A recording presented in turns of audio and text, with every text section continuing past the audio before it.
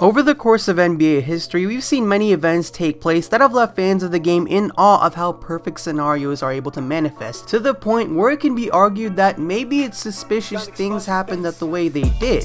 These have sparked many conspiracy theories over the years. Hey everyone, my name is Ask the Truth, and today we're going to talk about one of those conspiracies. Specifically, is the NBA draft rigged? We'll be discussing cases throughout NBA history that potentially corroborate this theory. Then we'll focus on this past NBA draft lottery and decide whether or not Adam Silver chose the destination of Zion Williamson's first few years of his career prior to the lottery. So without further ado, I present to you, is the NBA draft lottery rigged? The NBA we have today was not always as good as we know. There was a time in NBA history where it was known and stigmatized due to players' rampant cocaine abuse and on-court fighting. NBA Commissioner at the time, Larry O'Brien, tried to stop this issue by passing the NBA Drug Act of 1983, which stated, a player convicted of or pleading guilty to a crime involving the use or distribution of heroin or cocaine shall be permanently barred from the league. This was a very serious thing at the time, especially since allegedly 70% of the league's players used drugs. And it was definitely the strongest stance taken by any pro sports league at the time. However, that still wasn't enough to change public perception. In 1984, David Stern would succeed O'Brien as the fourth NBA commissioner. That year, players like Michael Jordan, Hakeem Olajuwon, Charles Barkley, and John Stockton were drafted into the NBA, but they wouldn't have the vast influence they have until later on. It would be in 1985 where the risks became more dire since the NBA's TV deal with CBS was set to expire. This is where NBA legend Patrick Ewing would become important, because before his career as an NBA player, he was regarded as one of the top prospects in NCAA history. The 1985 offseason would also be the first ever NBA draft lottery televised by CBS. How this NBA draft lottery worked is that the bottom 7 teams would have their name put on a card, put into an envelope, then put into a machine. The machine would be spun, and whoever's team was blindly picked out first would receive the first overall pick,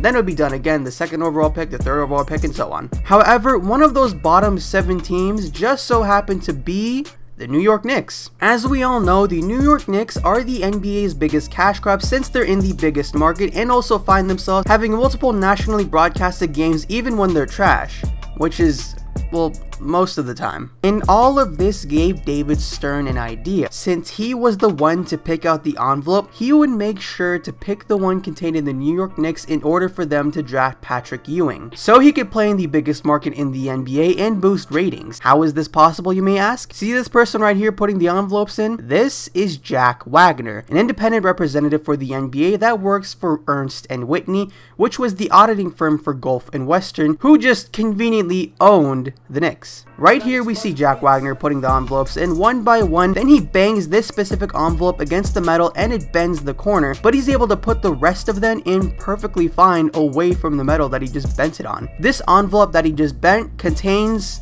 you guessed it, the New York Knicks card. Wagner spins the machine, Stern goes to pick up a card, but he grabs multiple, flips them upside down, and drops every single one of them except the one with the bend.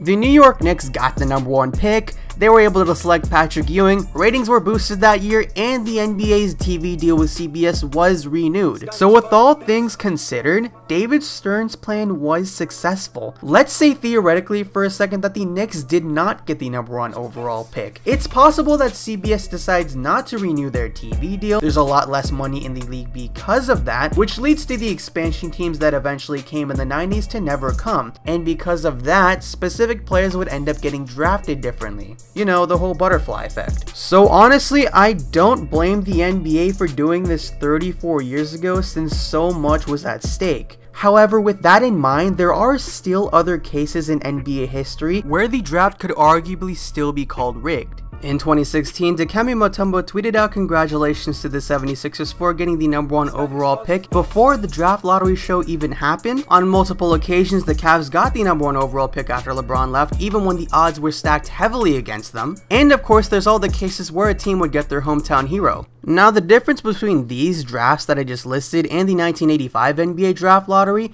is that there is actually no evidence to prove that they were rigged. In fact, there's actually more evidence to prove that these drafts aren't rigged, but we'll get to that later. And now that leads us to the 2019 NBA draft lottery, specifically the Zion sweepstakes. Now, over the past few years, as we all know, Zion has been touted as a generational talent and the best prospect to enter the draft since LeBron James. The NBA draft lottery came and went and as we all know, the New Orleans Pelicans wound up with the #1 overall pick, and ever since then I've been seeing articles, videos, and other forms of media talking about how and why the NBA draft lottery was rigged. Now, the thought process behind this is that the NBA wants to rejuvenate their smaller markets so they can make more money. And these same theories have referenced the 1985 NBA draft lottery as evidence that they'd be willing to do it.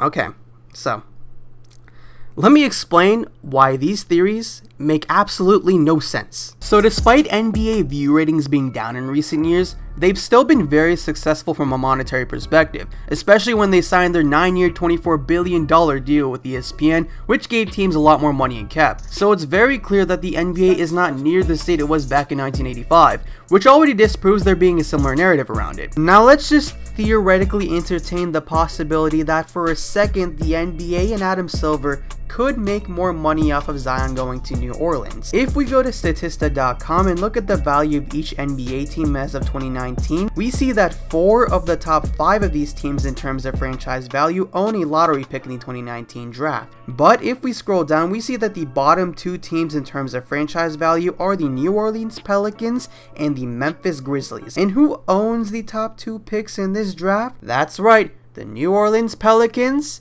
and the Memphis Grizzlies. So there are really people trying to tell me that the NBA and Adam Silver rigged the NBA draft to have the worst monetary performing teams own the top 2 picks and send a generational talent there in order to make money?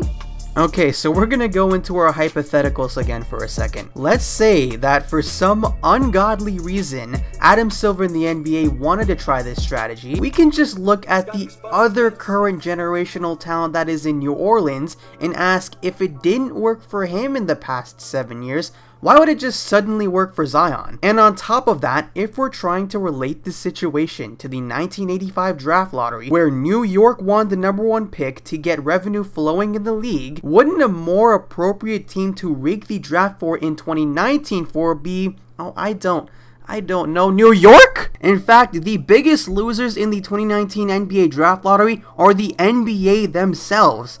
The NBA would make so much more money if they were able to market Zion Williamson, the generational talent in the city of New York, as opposed to them marketing him in New Orleans, or New York drafts Zion and they trade him for Anthony Davis, and they then create a pathway to potentially create a super team of Anthony Davis, Kevin Durant, and Kyrie Irving. That trio or Zion is better than Zion in New Orleans. So again, it doesn't really make much sense to say that Zion in New Orleans is more valuable to the NBA than Zion being A, in New York, or B, Zion being traded to New Orleans in exchange for Anthony Davis to potentially create a super team of Anthony Davis, Kevin Durant, and Kyrie Irving. And the last reason as to why the 2019 NBA draft lottery is not rigged,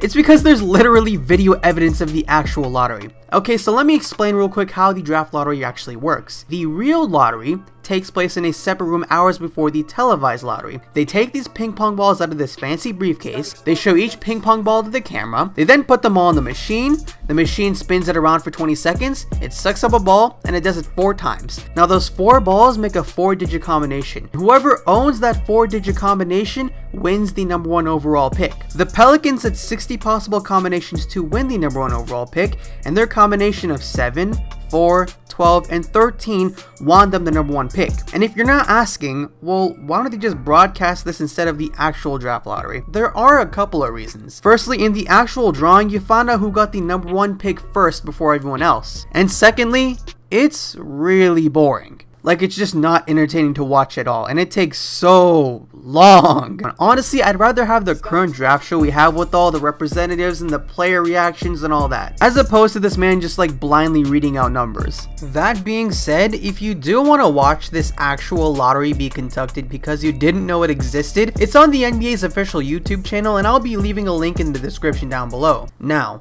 with all the evidence laid out, was the 2019 NBA draft lottery rigged?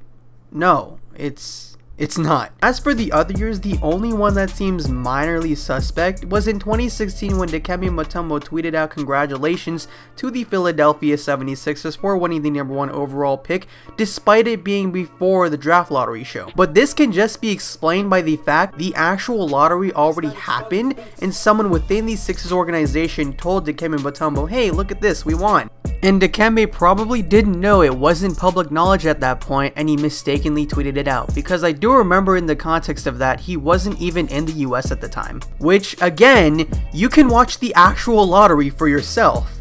And as for the other unsubstantiated cases, it can honestly be explained by the fact that basketball gods wanted these to happen. A lot of the times the NBA has been a storybook, and it's just one of those cases. And that is all I have for you today. Thank you guys so much for watching. If this topic interested you and you enjoyed the content I provided, be sure to check out my other videos. And if for any reason you disagree with anything I said in this video, or you have any other topics you'd like for me to discuss in the future, be sure to comment that down below, because I do respond to all my comments, unless if you're a boo. I do also have a Twitter, so if you'd like to get into contact with me or just read my opinions on basketball, I'll leave a link in the description so you can follow me. That's all I have for you today, so I'll see you guys next Saturday.